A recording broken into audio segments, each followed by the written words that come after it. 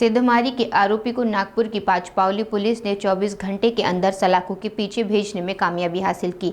आरोपी ने electric bike के showroom से लाखों के माल पर हाथ साफ किया था। पुलिस ने आरोपी से चोरी का माल बरामद कर उसे अदालत में पेश किया। पांचपावली इलाके से गो गैस इलेक्ट्रॉनिक बाइक के शोरूम में 3 मार्च को चोरी की वारदात सामने आई थी। 4 मार्च को घटना की शिकायत पांचपावली पुलिस स्टेशन में दर्ज की गई। चोरी की ये वारदात शोरूम में लगे सीसीटीवी कैमरे में कैद हो गई। इसके आधार पर पुलिस ने अपनी जांच शुरू की और सिर्फ 24 घंटे के अंदर आरोपी को हिरासत में लिया। आरोपी के पास से 3,20,000 रुपए का माल और चोरी में इस्तेमाल की गई बाइक भी बरामद की गई। आरोपी प्रकाश सुखाराम बिश्नोई यशोदा नगर का रहने वाला है। उसे आज कोर्ट में पेश किया गया। स्टेट बँक ऑफ इंडियाचे एक ग्राहक सेवा केंद्र इंदोरा चौकामध्ये चालू करण्यात आलं होतं। आशिष यशवंत जोगे आणि त्याचे सहकारी हे ग्राहक सेवा केंद्र चालवत होते आणि ग्राहक सेवा केंद्राच्या मार्फतीने ज्या काही बँकेमध्ये सोयी सुविधा असतात तशाच परंतु काही मर्यादित सोयी सुविधा जसं की काही ठराविक प्रमाणात रक्कम डिपॉझिट करणे, 20,000 पर्यंत रक्कम काढणे, त्याच्यानंतर 10,000 पर्यंत एफडी त्या ठिकाणी करणे आणि काही रक्कम ऑनलाईन ट्रान्सफर करणे असे मर्यादित प्रमाणामध्ये त्या ठिकाणी व्यवहार केले जाऊ शकतात।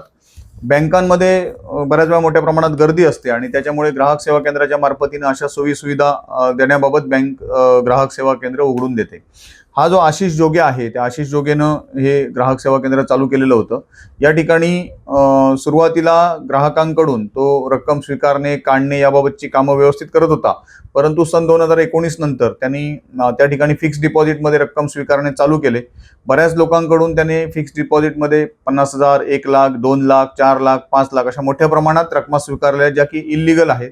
त्या ठिकाणी केवळ 10,000 पर्यंतच रक्कम स्वीकारणं अपेक्षित होतं, परंतु त्यांनी तसं न करता मोठ्या प्रमाणात रक्कम रोख स्वरूपामध्ये स्वीकारल्या। त्या रोख स्वरूपामध्ये रक्कम स्वीकारून त्याच्या बदल्यामध्ये एसबीआयचा लोगो असलेली खोटी आणि बनावट पावत्या तयार करून त्या लोकांना दिलेल्या होत्या आणि ग्राहक सेवा केंद्रामध्ये येणाऱ्या ग्राहकांना याच्याबद्दल फारशी माहिती नव्हती। त्यानंतर ग्राहकांचे पैसे मिळणं बंद झालं।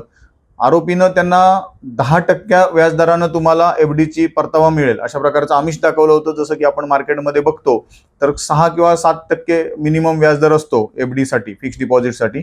याने 10% व्याजदर देता येईल अशा प्रकारचं आमिष दाखवलं होतं आणि त्यामुळे लोक त्या ठिकाणी गुंतवणूक करत होते। आणि ज्यावेळी लोकांना पैसे मिळणं बंद झालं त्यानंतर त्यांनी बँकेत जाऊन चौकशी केली। बँकेत जाऊन चौकशी केली असता एसबीआय बँकेतून त्यांना सांगण्यात आलं की सदरच्या पावत्या ह्या खोट्या आहेत आणि अशा प्रकारे एफडीची कुठलीही रक्कम एसबीआय बँकेमध्ये ॲक्च्युअलमध्ये जमा झालेली नाही। त्यानंतर त्या लोकांनी पोलीस स्टेशनला तक्रार केली। तक्रारीमध्ये प्राथमिक चौकशी करून माननीय वरिष्ठांच्या परवानगीनं त्या ठिकाणी गुन्हा रजिस्टर क्रमांक 152/2025 आणि फसवणूक आणि या बाकी सगळ्या कलमानुसार हा गुन्हा दाखल करण्यात आलेला आहे। या गुन्ह्याच्या तपासादरम्यान आम्ही जो आरोपी आशिष यशवंत जोगे आहे आणि त्याचा सहकारी दत्ता वैजनाथ पांचाळ या दोघांना आम्ही अटक केलेले आहे। त्यांना मान्य न्यायालयात हजर केली असता त्यांना दिनांक 7 म्हणजे उद्यापर्यंत पोलीस कोठडी सुनावण्यात आलेली आहे। याच्यामध्ये आतापर्यंत आमच्याकडे एक साधारणपणे जे फसवणूक झालेले गुंतवणूकदार आहेत ते 35 गुंतवणूकदारांची 45 लाख रुपये रकमेची फसवणूक झाल्याचं प्रथमदर्शनी दिसून येत आहे। याच्यामध्ये अजून फसवणूक केलेल्या लोकांची संख्या वाढण्याची शक्यता आहे। ही जी संपूर्ण कारवाई आहे हा एक मोठा स्कॅम होणार होता आणि त्याला लोकांनी तक्रार केल्यामुळे आम्ही त्या स्कॅमला पुढे जाण्यापासून म्हणजे अजून तो स्कॅम घोटाळा वाढण्यापासून आम्ही रोखू शकलेलो आहोत। ही संपूर्ण कारवाई ही जी आहे ही माननीय पोलीस उपायुक्त परिमंडळ 3 श्रीमती महक स्वामी मॅडम, माननीय एसीपी लकडगंज विभाग श्वेता खाडे मॅडम आणि वरिष्ठांच्या मार्गदर्शनाखाली ही कारवाई करण्यात आलेली आहे। आम्ही स्वतः याचा तपास करत आहोत। याच्यामध्ये मी आपल्या चॅनलच्या माध्यमातून नागरिकांना आवाहन करेन। पहिलं आवाहन असं आहे की या आशिष जोगे आणि अशा प्रकारे ग्राहक सेवा केंद्रातून इंदोरा चौकमध्ये हे जे ग्राहक सेवा केंद्र होतं त्या माध्यमातून जर कोणाची फसवणूक झालेली असेल तर त्यांनी त्यांची तक्रार देण्यासाठी पाचपावली पोलीस स्टेशनशी संपर्क करायचा आहे।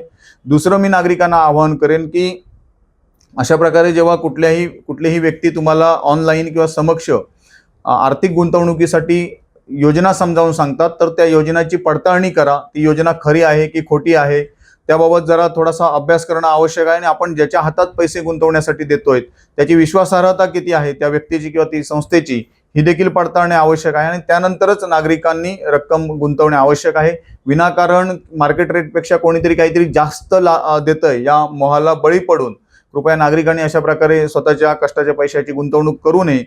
हे आपल्या चॅनलच्या माध्यमातून सर्व नागरिकांना माझे आवाहन राहील।